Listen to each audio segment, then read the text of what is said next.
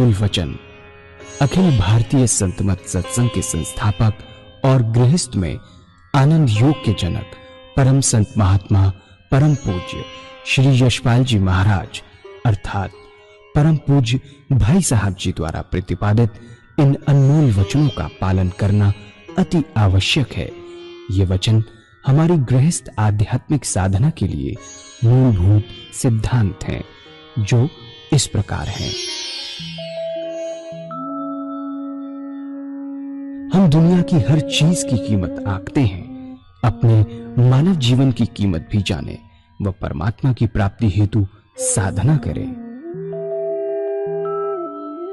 मनुष्य योनि एक उपहार है, इसीलिए परमात्मा को धन्यवाद देते हुए आधा घंटा प्रातःकाल, आधा घंटा सायंकाल पूजा अवश्य करें। सत्संग, सतनाम व सद्गुरु को प्राथमिकता देते हुए इसी के आधार पर ध्यान योगाभ्यास अवश्य करें व गृहस्थ के कार्यों को परमात्मा का कार्य समझकर उसी की याद में संपन्न करें।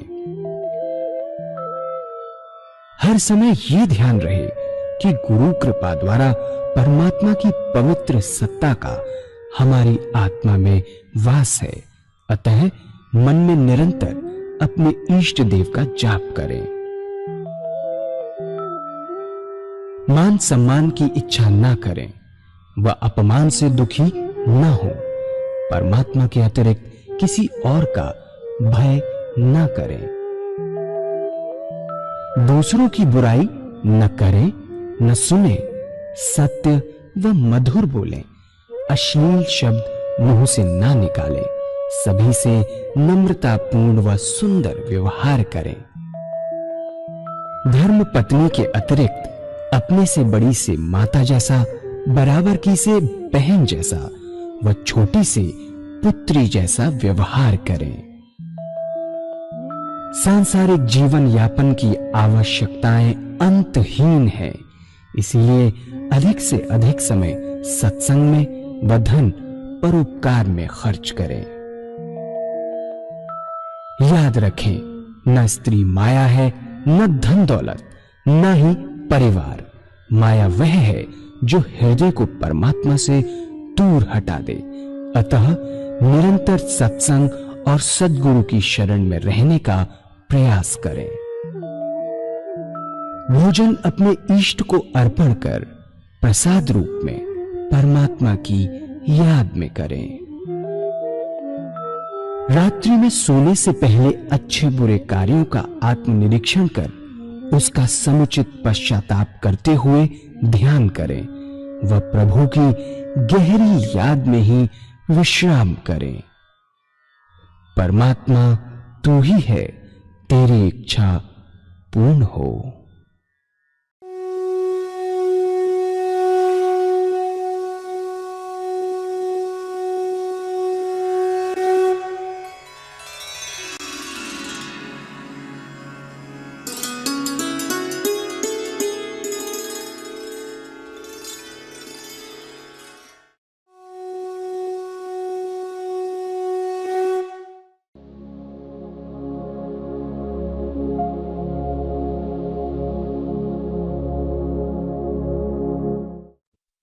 जैसे मन विचार शून्य खाली हुआ तो ऐसे ऐसे काम होते हैं आईटी इंजीनियर्स के, जो जिंदगी में कभी ना सोचे होंगे, इतने आसानी से वो काम पूरे हो जाते हो। क्यों? नए विचार आते, विचार नए, पुराने विचार निकले तो नए विचार आए, और अगर वही जम के रह गए तो मन खराब हो जाता है, काम नहीं होता। तो ये है। और उसके बाद ऐसी समस्याएं हल होती हैं जो सारी जिंदगी ना हुई हो, ऐसी ऊंची शक्ति प्राप्त होती है, और उसके बाद सच्चे मनुष्य के भाव पैदा होते हैं, अपना सच्चा ज्ञान प्राप्त होने लगता है। धीरे धीरे हम जान जाते हैं कि हम कौन हैं। पहले अपने आप को जानिए, आप क्या हैं।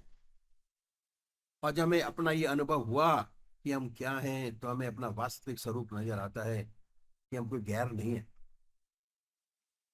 सब हम ही हैं। जितने ऊंचे संत हुए उनका अंतिम निष्कर्ष यही रहा महात्मा तुलसीदास जी ने कहा, जड़ चेतन जब जीव जगत सकल राम पे जा। सूरदास जी को हर प्राणी में, पशु में, लता में, वृक्षों में भगवान कृष्ण नजर आते थे। ईसा ने कहा, अपने पड़ोसी को भी उतना ही प्यार करें जितनी आप अपनी आत्मा को प्यार करते हो। लेकिन कब होगा? जब तक नहीं हो सकता, जब तक ये अनुभव ना हो कि हम सब हम ही हैं। ये अनुभव के लिए पूजा करना बहुत जरूरी है। समाज में चलने के लिए पूजा करना बहुत जरूरी है। हमारे महर्षियों ने पूजा का बड़ा प्रैक्टिकल तरीका बताया कि मन को एक तरफ लगा दीजिए। मन का काम है सोचना, विचारना।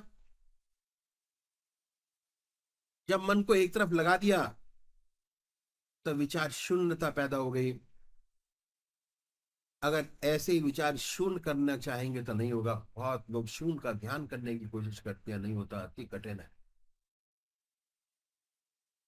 शून्य का ध्यान नहीं होता। यदि मन विचार शून्य से होगा तो उसका सीधा संबंध आपकी आत्मा से हो जाएगा।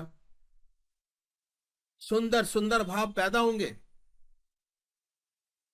फिर आप चाहेंगे कि संसार में जितने लोग हैं सब आनंद से रहें, सब सुखी हों, दुख संसार से मिटे।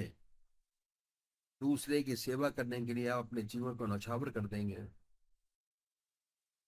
अब क्या है, साइंस और टेक्नोलॉजी ने बड़ी भारी तरक्की की है।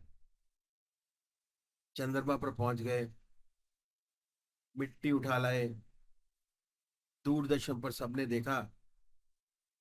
पर इस उन्नति का नतीजा क्या है कि हम अपने मन को आराम नहीं देते। जो ऋषि मुनियों के बताए मार्ग पर नहीं चलते, इसलिए हमारी जितनी भी प्रवृत्तियां हैं सब पशुवत हैं। एक भी मनुष्य के गुण हमारे अंदर नहीं है। बहुत कम लोग ऐसे हैं जिन्हें मनुष्यता के गुण हैं। इसलिए आज क्या है, हर देश हथियार बना रहा है, बड़े बड़े भयंकर हथियार, जहरीली गैसें, लड़ाई चल रही है। एक एक खतरनाक हथियार किए बनाए जा रहे हैं। किस लिए? मनुष्य का दुश्मन कौन हो सकता है? हम आपस में ही एक दूसरे के दुश्मन हैं। मिसाइल की क्या जरूरत है? एटॉमिक वेपन्स की क्या जरूरत है? मनुष्य मनुष्य को मारने के लिए, हमारी अपनी मनुष्य जाति को बर्बाद करने के लिए, अपने को मारने के लिए नहीं। आज के आंकड़े ऐसे हैं कि ऐसे भयंकर हथियार बन चुके हैं कि अगर गलती से चल जाए और सारे का हथियारों का इस्तेमाल हो जाए तो आज दुनिया में मनुष्य मात्र उन्हें 40 बार जन्म लेना पड़ेगा, तब भी हथियार खत्म नहीं होगा। खत्म, पूर्ण सर्वनाश। आइंस्टाइन ने बड़ा सुंदर लिखा है, सबसे सुंदर पृथ्वी ग्रह, ऐसा सुंदर ग्रह कोई नहीं, तो भगवान ने स्वर्ग बनाया है। लेकिन मनुष्य ने अपनी कटुता से, नीच प्रवृत्ति से इसको नरक से बदतर बना दिया। क्या लिखा है कि जिसके बूते पर आज हम चंद्रमा या कहाँ का पहुंचे, उसे लिखा है कि मैं नहीं जानता कि दुनिया का तीसरा विश्व युद्ध कैसे होगा, लेकिन ये जरूर जानता हूं कि चौथा विश्व युद्ध होगा तो डंडे और पत्थरों से होगा। वो भी नहीं मिलेंगे, इंसान ही नहीं होगा। बहुत सही लिखा है। जो सच्ची मनुष्यता है वह नहीं है। उसकी वजह यही है कि हम अपने ऋषियों मुनियों के बताए हुए मार्ग को भूल रहे हैं। तो हम देखते हैं कि भगवान आपकी पूजा का भूखा नहीं, अपने विकास के लिए, मनुष्य मात्र की भलाई के लिए, संसार की भलाई के लिए यह पूजा परम आवश्यक है, बहुत जरूरी है। लिखा है कि जब दिल को नींद आ जाती है और वो भी गाफिल होती है, तब मैं अकेला होता हूँ और यार की महफिल होती है। मन सो गया, आत्मा भी आराम करती है, क्योंकि वो काम ही नहीं होता सोचने विचारने का। मन का काम सोचना विचारना है, आत्मा का काम उसको गाइड करने का है। जब मन के अंदर कोई विचार नहीं तो आत्मा भी आराम करती है। जब दोनों चीजें आराम करती हैं तब परमात्मा का दिव्य दर्शन होता है। जो आप जिसको मानते हैं उसका दिव्य दर्शन अपने आप देखिए। अगर हम सच्चा विकास चाहते हैं, सच्चा संसार का हित चाहते हैं, दुनिया के हित चाहते हैं, तब पूजा करना बहुत आवश्यक है। अपने मन को आराम देना पड़ेगा। हमारे ऋषियों मुनियों ने इस बात को अनुभव किया और इस बात पर जोर दिया कि हर मनुष्य को आधा घंटा सुबह और आधा घंटा संध्या वंदना अवश्य करनी चाहिए सायंकाल। ये दो समय निश्चित कर दिए।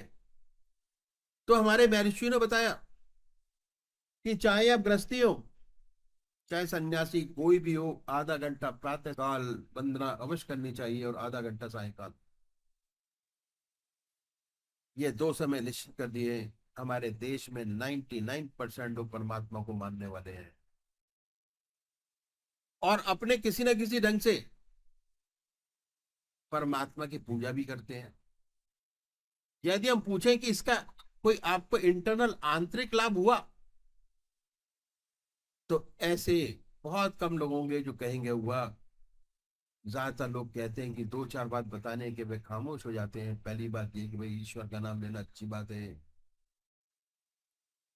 हमारे अंदर, हमारे घर में मंदिर है।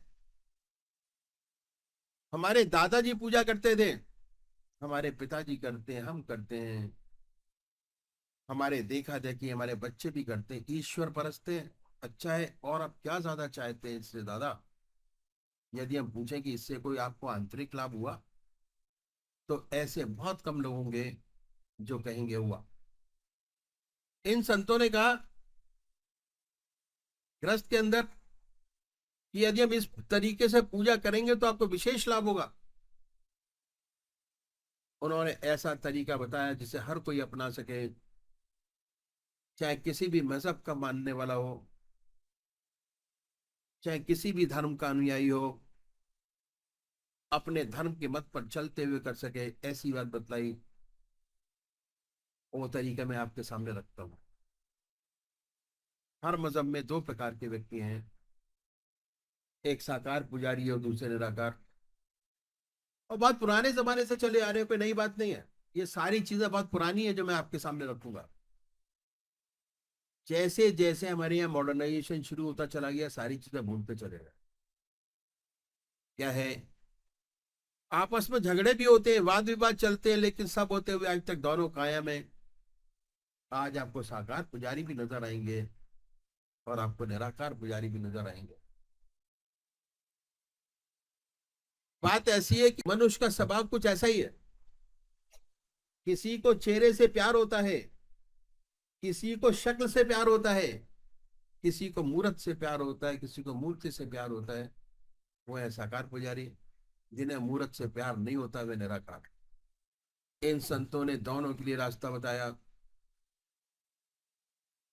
जो साकार पुजारी है, उसका प्रथम कार्य एक इष्ट का निश्चित करना। इष्ट एक, नाम एक। एक इष्ट और एक नाम। इसके लिए किसी गुरु की आवश्यकता नहीं है। आपकी आत्मा सबसे बड़ा गुरु है। बड़े प्यार से पूजा के स्थान पर बैठिए जहां पूजा करते हैं आप। अपनी आत्मा से पूछिए कि परमात्मा की कौन सी मूर्त आपको सबसे ज्यादा प्यारी लगती है, जिससे आप भगवान की सबसे ऊंची भावना डाल सकते हो। भावना ही सब कुछ है। उसे अपनाइए, उसे अपना इष्ट माने, उसी की पूजा करें, उसी का ध्यान करें, उसी की याद करें। हमेशा उसी को कभी बदले नहीं। ऐसा ना करें कि कभी आप राम की पूजा करें, कभी कृष्ण की, कभी माँ की। अगर रोज रोज बदलेंगे तो इसका विशेष लाभ आपको मालूम नहीं होगा। दरअसल में पूजा का जो मकसद है वो चित्त की एकाग्रता प्राप्त करना है, कंसंट्रेशन ऑफ माइंड, और उससे ऊपर उठे कि विचार शून्य अवस्था प्राप्त करना। ऐसी हालत की जिसमें विचार शून्यता आ जाए जब भी हो सकता है जब आपका एक इष्ट हो। एक इष्ट, एक नाम। इसलिए आज जितने भी साकार उपासक हुए सब एक इष्ट के उपासक थे। संत तुलसीदास भगवान राम के उपासक थे, और इतने भगवान राम के उपासक थे कि एक बार द्वारकाधीश मंदिर मथुरा चले गए। जब मंदिर के दरवाजे पे गए तो सबने प्रणाम किया, तुलसीदास जी ने नहीं किया। लोगों ने उन्हें पकड़ लिया, कहने लगे कि आप तो भगवान के भक्त हैं, आपने प्रणाम क्यों नहीं किया। तुलसीदास जी ने भगवान की स्तुति की और भगवान की मूर्ति का बड़ा सुंदर वर्णन किया, और आखिर में रो रो के कहने लगे कि तुलसी मस्तक जब चुके जब धनुष बाण लो आप। ऐसा कहते हैं कि भगवान के हाथ में धनुष बाण आ गया। तुलसीदास जी ने प्रणाम किया। ऐसे एक इष्ट के उपासक, एक इष्ट की निष्ठा, ऐसे ही सूरदास भगवान कृष्ण के उपासक थे। उन्हें हर जगह भगवान कृष्ण नजर आते थे। उनके साथ भगवान कृष्ण हरदम रहा करते थे। वो कहते थे कि दर दीवार दर्पण भय, चित देखो तित धोए, काकर पाथर ठीकरी, भय यार सी मोए। कंकड़ों में, पत्थरों में उन्हें भगवान कृष्ण नजर आते थे। इसलिए जितने साकार पुजारी हुए, भक्त एक ही इष्ट के उपासक थे। साकार पुजारी को अपना एक इष्ट निश्चित करना बहुत जरूरी है, बहुत आवश्यक है। और उसको कबूल करें जिसको आपकी आत्मा कबूल करती हो, उसी से सच्चा ध्यान बनेगा, चित्त की एकाग्रता प्राप्त हो सकेगी। अगर बार बार बदलेंगे तो चित्त एकाग्र नहीं होगा। बहुत सी मूर्तियों का ध्यान करेंगे तो पूजा का मकसद पूरा नहीं होगा। असली मकसद पूजा का चित्त की एकाग्रता प्राप्त करना, कंसंट्रेशन ऑफ माइंड, ध्यान। अगर आपने पतंजलि योग सूत्र पढ़ा हो तो उसमें तीन चीज मेन है, ध्यान, धारणा और समाधि। तीन चीजें। ध्यान अपनी जिंदगी में डालना बहुत जरूरी है, उसी से सच्ची शांति, सच्चा आनंद और सच्ची चेतनता प्राप्त होती है, और इतना शरीर हल्का रहता है, यह अनुभव का विषय है। और बहुत सी मूर्तियों का ध्यान करेंगे तो ध्यान नहीं बनेगा। पूजा के लिए कुशा या कंबल का आसन हो, धूप दीप जलाएं, साफ सुथरी चादर बिछी हो सफाई के साथ, रात्रि के बस बदल कर बैठे हैं। यदि स्नान नहीं कर सकते तो कोई बात नहीं, मुंह हाथ धोकर बैठे सुखासन से। फिर अपने इष्ट को सामने देखें कि आपका इस शय शरीर आपके सामने विद्यमान है, शरीर के साथ। अब मूर्त में नहीं है, फोटो में नहीं है, शरीर के साथ। ऐसा विचार कीजिए बाय थॉट, ख्याल से। उसके बाद कोई भक्ति भरा भजन गाइए तो क्या होगा, जितने आपके वैरमुखी विचारों की दुनिया से मन हटकर अपने इष्ट की तरफ लगेगा, अच्छा लगेगा। इसके बाद जब आप ध्यान करेंगे तो ध्यान बनेगा। पहले अपनी इष्ट की मूर्त अपने सामने बनाए, बाहर, और जब वो स्पष्ट हो जाए आपके सामने मूर्त, तो उस मूर्त को अपने हृदय में उतारिए, बैठाइए बड़े प्यार से, इतने प्यार से कि ना कोई दूसरा विचार रह जाना। हमारी आत्मा हमारे मन को देखती रहती है। अब आत्मा का खेल आ गया, बताती रहती है कि हम क्या कर रहे हैं, क्या सोच रहे हैं। जब मन हटेगा फौरन स्ट्राइक होगा कि मन हट गया। फिर प्यार से उस पवित्र मूर्ति पर जमाए, ना कोई विचार रहेगा ना ख्याल। जब चेतन अवस्था में लौटेंगे तो उसी के ध्यान में लौटेंगे, और उस समय आपको बड़ी सुंदर अनुभूति होगी कि आपका मस्तक हृदय आनंद से भर गया। जितना मस्तक पर भार था वह हल्का हो गया, हल्कापन, आनंदित है पूजा करने के बाद। यह पूजा का तरीका जो संत महात्मा ने बताया साकार पुजारियों के लिए, यदि ऐसे पूजा करेंगे तो उसका विशेष लाभ होगा।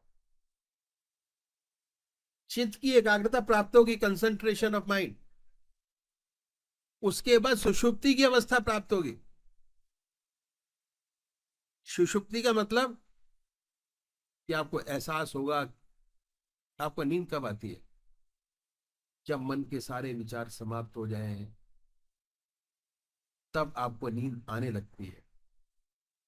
पूजा में भी जब आपके विचार आपके खत्म होने शुरू होंगे, तो आपको ऐसा एहसास होगा कि हम ध्यान में चले गए, नींद आने लगे। और सुषुप्ति के बाद सहज समाधि में प्रवेश करेंगे। यह है पूजा का तरीका जो संत महात्मा ने बताया। साकार पुजारी की यदि ऐसे पूजा करेंगे, सुषुप्ति की अवस्था प्राप्त होगी और सुषुप्ति से सहज समाधि में प्रवेश कर जाएंगे। अष्टांग योग, उसकी पहली कड़ी ध्यान। ध्यान का पहला चैप्टर कि अपने इष्ट को कैसे निश्चित करें। दूसरे वो भाई है जो निराकार भगवान के उपासक, जो परमात्मा की मूर्ति को नहीं मानते, वे क्या करें? वह भगवान के नाम को छाटे, उस नाम को चुने जो उनकी आत्मा को सबसे प्यारा लगता है। कोई ना कोई नाम से तो याद करते ही होंगे। हिंदू भाई ओम, मुसलमान भाई अल्लाह, सिख भाई वाहगुरु, क्रिश्चियन भाई क्राइस्ट या गॉड। जो आपकी आत्मा को अच्छा लगता है उसको चुनिए।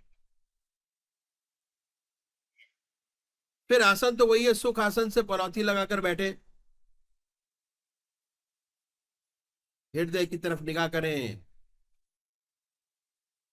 आनंदमय अवस्था बनाइए, बड़े प्यार से बैठिए, प्रभु से प्रार्थना कीजिए कि प्रभु मैं तेरे चरणों में विश्राम चाहता हूं, मुझे ध्यान भी नहीं चाहिए। विश्राम के सच्चे मायने ध्यान के हैं। उसके बाद ये ख्याल करें कि जब आपका हृदय दुख दुख करता है, बीटिंग ऑफ द हार्ट, उससे ओम नाम निकल रहा है। जो आपका नाम है वो चुना है, वो निकल रहा है। हृदय ओम ओम ओम कह रहा है, जवान नहीं कह रहे, जिह्वा से नहीं, ख्याल से, बाई थॉट। जवान से नहीं, बाई थॉट, ख्याल से, अंदर से निकले, बाई थॉट। ओम अंदर से निकले, जवान से नहीं। सुनिए वाइब्रेशंस के, महसूस कीजिए। शुरू शुरू में दिक्कत होती है, तब तक मानसिक जाप कर सकते हैं ओम, बड़े प्यार से धीरे धीरे ओम ओम।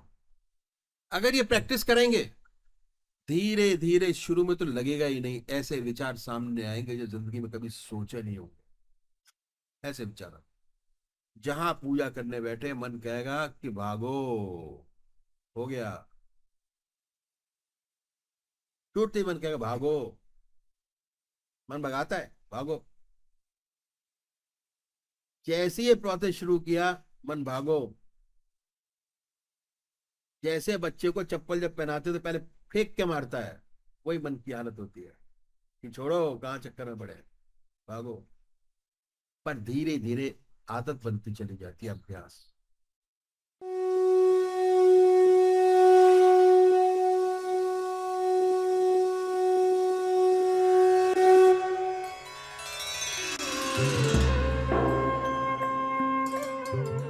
ध्यान योग के कार्यक्रम आनंद योग से निशुल्क जुड़ने के लिए संपर्क करें 9810239677।